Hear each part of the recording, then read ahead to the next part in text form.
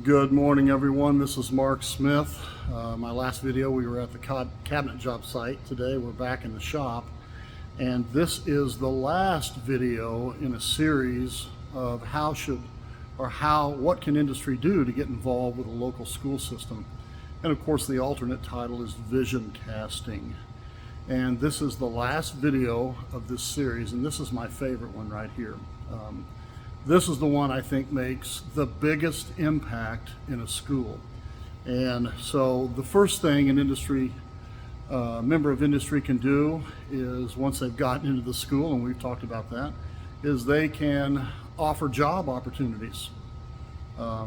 Kids really struggle with, I don't know what to do. And so any information you can give them, any way you can help them, and influence them will help them determine what they want to do. I can't tell you how many times a parent has contacted me after a student is long gone from school and have said things like, Mark, or they might call me Mr. Smith, they might call me Sir, they might even call me Chief, which is what they call me here at this school. And they tell me that their son or daughter is employed at a local cabinet shop, they're loving their job. Thank you so much for helping my student figure out what they want to do. So the main thing that all of these topics have in common is influence. You want to influence students at a young age to prefer your industry. And let me tell you, there's never been a better time for you to do that. My whole career, CTE or career technical education, was a necessary unwanted. I had to fight all the time to make sure that my program received whatever it was I needed, because people were closing these programs and they didn't see the need. And we won't go through it in this video, but there's all kinds of ways I combated that.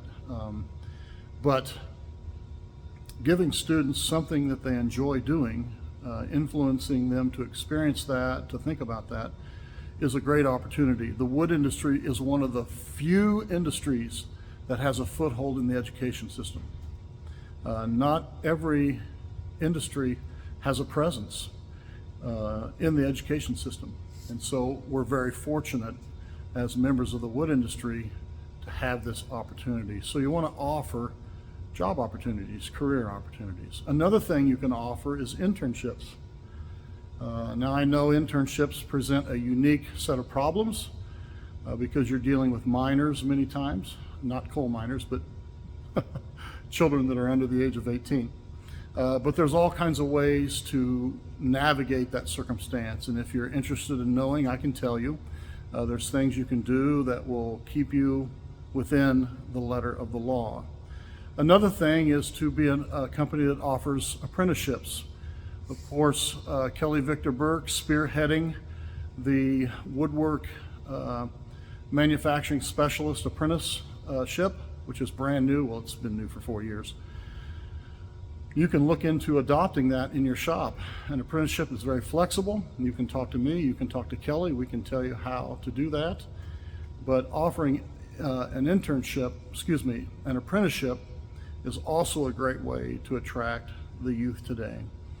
And then the last one we'll talk about today and in this series is donating things to the school. I have never worked at a school that gave me a budget that was sufficient. Never. I don't think they exist. And CTE classes are very equipment heavy. We need a lot of equipment, we need a lot of tools, we need a lot of supplies. And schools just do not have the money. And so if my program is above average, it's because of my industry supporters. I mean, I can take you on a video tour around my shop and show you piece of equipment after piece of equipment that industry is either given or given a great discount on, or they found someone else to pay for it for us. It's just been astounding. I have people come through my shop on a regular basis and they can't believe it. I have industry come through my shop sometimes and they say, this is better than our shop. And it's because of industry. And having a great shop also is a fantastic way to influence young people to go into a certain industry. If they walk into your shop and it's garbage, no one's inspired to do anything. Matter of fact, they're usually uninspired, if not depressed, because of the quality of the equipment in the shop. My shop is top notch, and that's because of my industry supporters. And so this being the last video, I want to really thank my industry supporters who have over the last 30 years supported my program in all kinds of ways, helping me get to trade shows, getting equipment for my shop, supplies, helping students who don't have funding for their project. I could go on and on and on, software and tooling, and it's just been amazing. And so I'm retiring next Friday. It's Tuesday today. I'm retiring not this coming Friday, but next. And Adam Mockles is taking my place, and I'll have Adam do a video to introduce himself.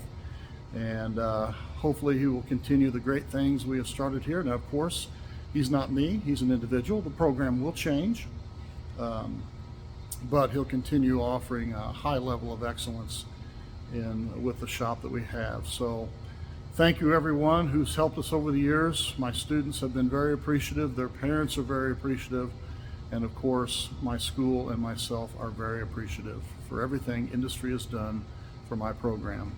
Have a great day, everybody.